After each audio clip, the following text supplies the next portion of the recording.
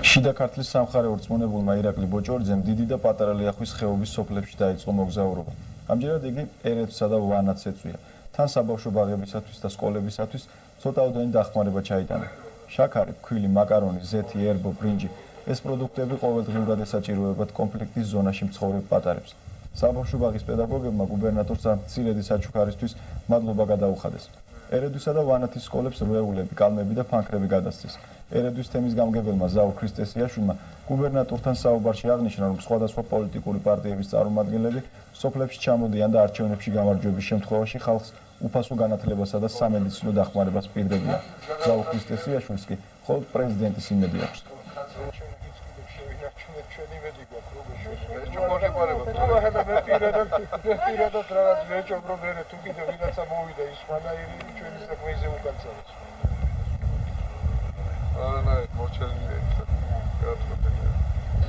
ირაკლი ბოჭორიძე არაერთხელ ყოფილა დიდი და პატარა ლიახვის ხეობის სოფლებში, მაგრამ არჩევნებამდე მისი ყურადღება ამ რეგიონის მიმართ უფრო გაიზრდება. იგი ხომ მოქალაქეთა კავშირის შიდა ქართლის ორგანიზაციის ხელმძღვანელია.